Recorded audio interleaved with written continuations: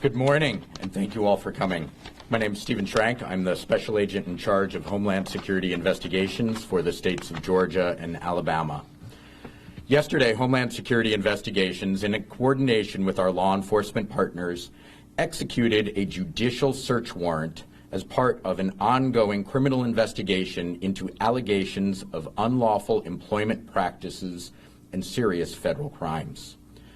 This operation underscores our commitment to protecting jobs for Georgians and Americans, ensuring a level playing field for businesses that comply with the law, safeguarding the integrity of our economy, and protecting workers from exploitation.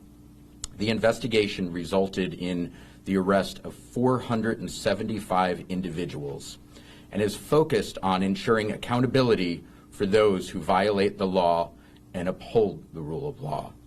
Complex cases like this require strong collaboration and extensive investigative efforts. And we extend our gratitude to ICE Enforcement and Removal Operations, the United States Department of Labor Office of Inspector General, FBI, DEA, Customs and Border Protection, ATF, IRS, U.S. Marshals, and the Georgia State Patrol for their invaluable support. Each agency contributed specialized experience that was critical to the success of this lengthy operation.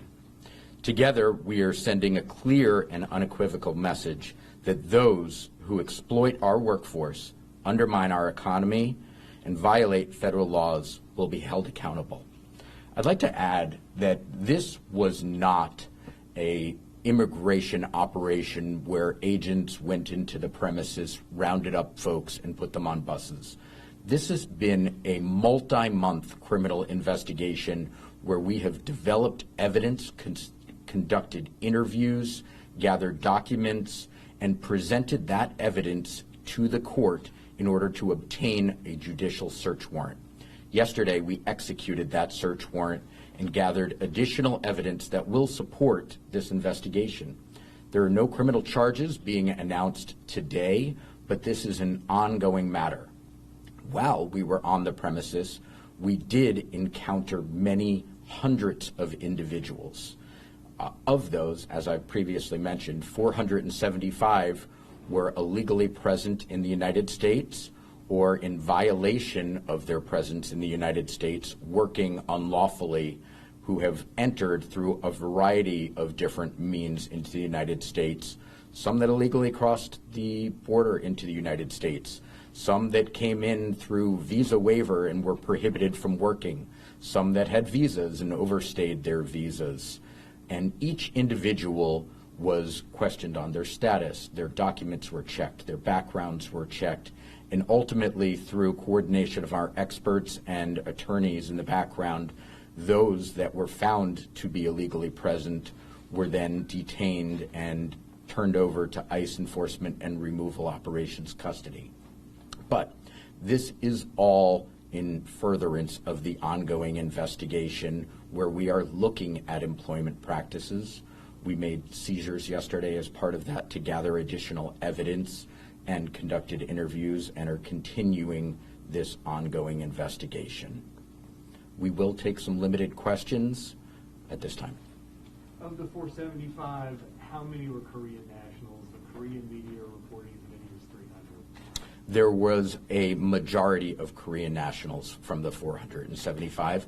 I don't have the exact nationality breakdown for you, but we can likely get that after the fact. Were these employees of HLGA Battery? Were they employees of construction contractors that were doing construction work on the site? Who they worked for? As we had determined through our investigation in advance and certainly experienced yesterday, there was a network of subcontractors and subcontractors for the subcontractors there. So the employees worked for a variety of different companies that were on the site. It was not just the parent company, but also subcontractors, and we're unveiling that whole network. But some of them work for the parent company, is that right? The Battery, HLGA? Yeah, we continue to work on the investigation of who exactly worked for what companies. Where are these 475 people now? They are in the custody of ICE Enforcement and Removal Operations. Where? Most were brought to the Folkston D-Ray facility last night, and they will be moved based on their individual circumstances beyond that. Yes, ma'am. WTOC has been investigating and reporting on the presence of undocumented workers on the site for about a year now, and so this has kind of been something that's been known to some extent in the local community. What is it that prompted Homeland Security Investigations to look into this? Yeah, we are aware, and we have monitored that reporting as well. We have also received many leads from community members, from prior workers. We have conducted many arrests through immigration operations throughout the state of Georgia. Employees that, when encountered, informed us that they worked there. We have interviewed folks, and we have developed evidence over the course of many months in support of the investigation.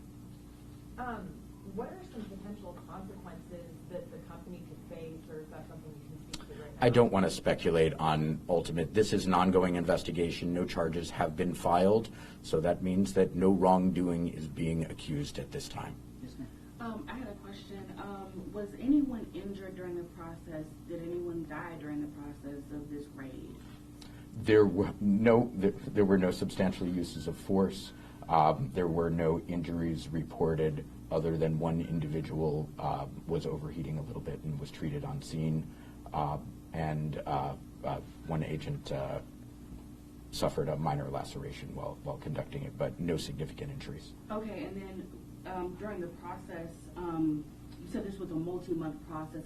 Can you kind of, I guess, give how many months did it take?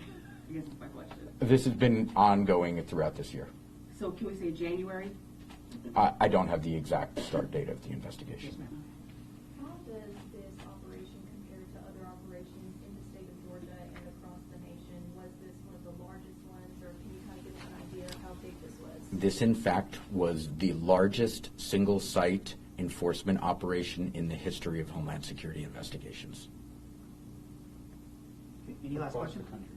Across the country, yes. Last question? Yeah, did HLGA Battery, did they use E-Verify for your employment practices? I don't want to answer for them. One quick one. Is there any evidence of labor trafficking at this point?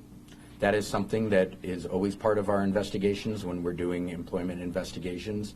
As I've indicated, there have been no charges filing, but it is certainly something that we will be looking for. Okay, thank you, folks. Appreciate it.